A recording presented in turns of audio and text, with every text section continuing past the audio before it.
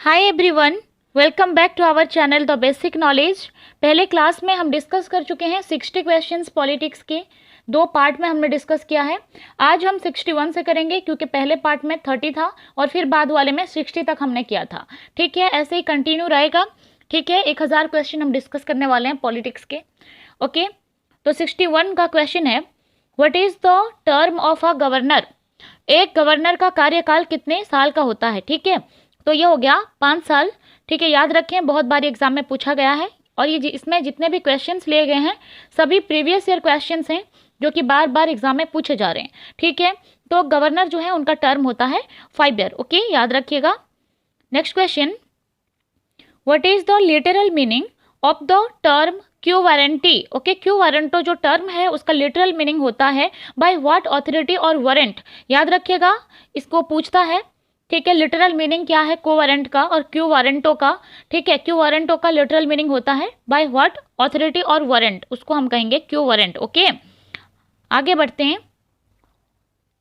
63 number का question देखिए, respect for the national flag and national anthem is dash.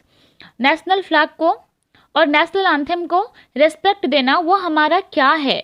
ठीक, तो ये हमारा जो है फंडामेंटल ड्यूटी है। ठीक है, ये हमारा मौलिक कर्तव्य है, fundamental duty for every citizen. तो यहाँ पर बात की गई है फंडामेंटल ड्यूटी की। तो फंडामेंटल ड्यूटी टोटल हमारे 11 हैं। ठीक है, और इसको हमने रूस के संविधान से लिया है, रशिया के संविधान से हमारा फंडामेंटल ड्यूटी लिया गया है। ठीक है, जिस तरह हमें मिला है मौलिक अधिकार उसी प्रकार हमें 11 फंडामेंटल ड्यूटीज भी दिए गए हैं जो कि अनिवार्य है करने के लिए। ठीक है, 64वां नंबर है, by home recommendation fundamental duties have been added in the constitution by 42nd amendment act 1976। ठीक है, किसके रिकमेंडेशन के तहत फंडामेंटल ड्यूटी को ऐड किया गया है संविधान में। कौन से संविधान के तहत ना, 42वां संविधान जो कि 1976 में हुआ था। याद रखिएगा, 1976 में 42nd जो है अमेंडमेंट हुआ था। देखिए, संविधान में अमेंडमेंट होते रहते हैं और कुल 2021 की अगर बात करें अक्टूबर तक यहाँ पर 105 पर हो चुके हैं अमेंडमेंट। और ये जो 42nd अमेंडमेंट था 1976 का, उसमें फंडामेंटल ड्यूटीज़ को ऐड किए गए हैं। कौन से कमेटी के रिकमेंडेशन के तहत, तो वो कमेटी है स्वर्ण सिंह कमेटी। बहुत बार ये एग्जाम से पूछा जा चुका है एग्जाम में, स्वर्ण सिंह कमेटी इंपॉर्टेंट है। ठीक है, इसी के तहत फंडामेंटल ड्यूटी को जो है ऐड किया गया है इंडियन कॉन्स्टिट्यूशन में, जो कि रूस के संविधान से लिया गया है और ये 42nd अमेंडमेंट एक्ट 1976 है। ओके, आगे बढ़ते हैं। The minimum number of member that must be present to hold the meeting of Lok Sabha is. देखिए, लोकसभा में जब मीटिंग होता है संसद के जो है, अगर हम कहीं इंडियन कॉन्स्टिट्यूशन जो है पार्लियामेंट के 3 हिस्सा होते हैं। एक तो हो गया हमारा लोकसभा, दूसरा है राज्यसभा और तीसरे हैं प्रेसिडेंट। ठीक है, तो जो लोकसभा है तो उसमें अगर मीटिंग होना है तो उसमें कितने लोग प्रेजेंट होना चाहिए। ठीक है, तो फिर 1/10 ऑफ टोटल मेंबरशिप, जितने भी मेंबर होते हैं लोकसभा में उसके अगर 10 अगर हम कहीं 1/10 अगर प्रेजेंट हैं तभी यहाँ मीटिंग कंडक्ट किया जा सकता है। ठीक है, 66 नंबर का question, which is the largest committee of parliament of India. India के पार्लियामेंट का सबसे बड़ा कमेटी कौन सा होता है। तो सबसे बड़ा कमेटी है एस्टिमेट्स कमेटी। याद रखिएगा, estimates committee is the largest committee of parliament of India. बहुत बार पूछा जा चुका है एग्जाम में। 67 नंबर का question, what is the minimum age limit for the member of Vidhan Parishad. ठीक है, विधान परिषद के मेंबर होने के लिए मिनिमम एज लिमिट कितना होना चाहिए या फिर आप कितने साल के होगे तब जाकर आप विधान परिषद के मेंबर हो सकते हो। तो 30 ईयर हो गया।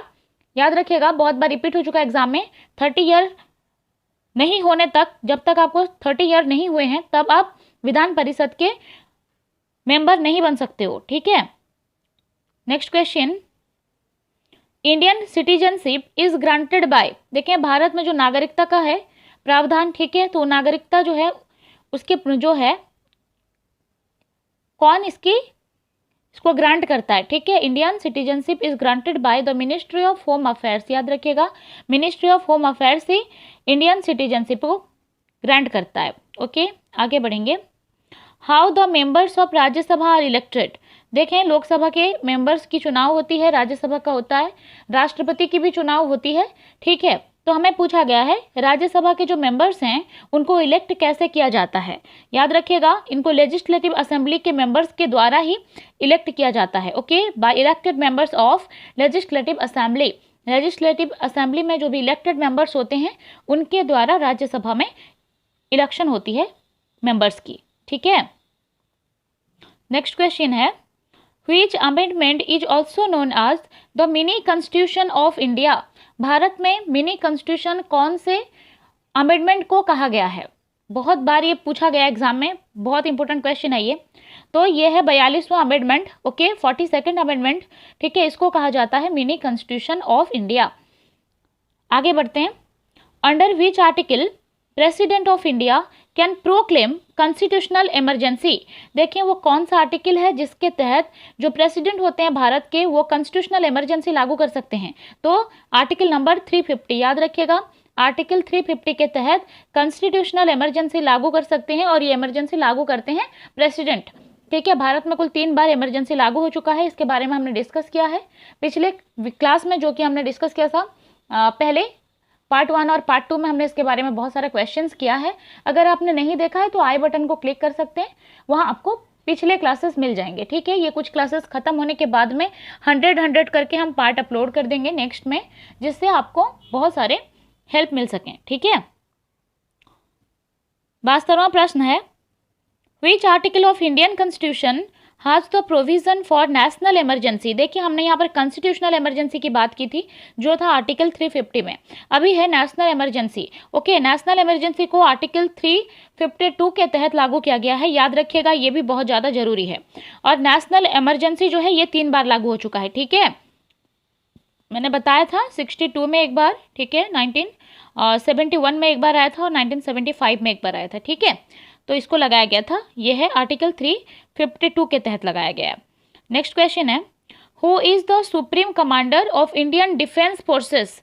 देखें इंडिया का जो प्रतिरक्षा बल है, ठीक है, डिफेंस फोर्स है, उसके सुप्रीम कमांडर होते हैं उस देश के राष्ट्रपति, ठीक है। तो हमारे देश के राष्ट्रपति रामनाथ कोविंद जी हैं, उनके पद पर जो भी होगा वही हो जाएगा supreme commander Indian defence force का, ठीक है। तो प्रेसिडेंट ऑफ इंडिया हो गया सही। आगे बढ़ते हैं।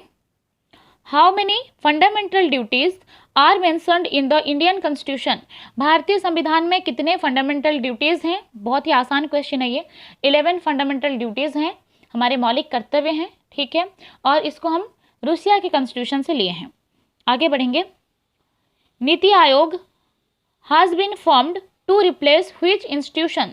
देखिए नीति आयोग जो है वो है, इसके पहले ना प्लानिंग कमीशन हुआ करता था, 5 साल के लिए 5 ईयर प्लानिंग चलता था, ठीक है। नेहरू जी से स्टार्टिंग हुई थी इसकी, तो 5 ईयर जो प्लानिंग होता था वो जो है रिप्लेस हो गया है, ठीक है, नीति आयोग से। याद रखिएगा, प्लानिंग कमीशन था पहले, अभी वो हो गया है नीति आयोग।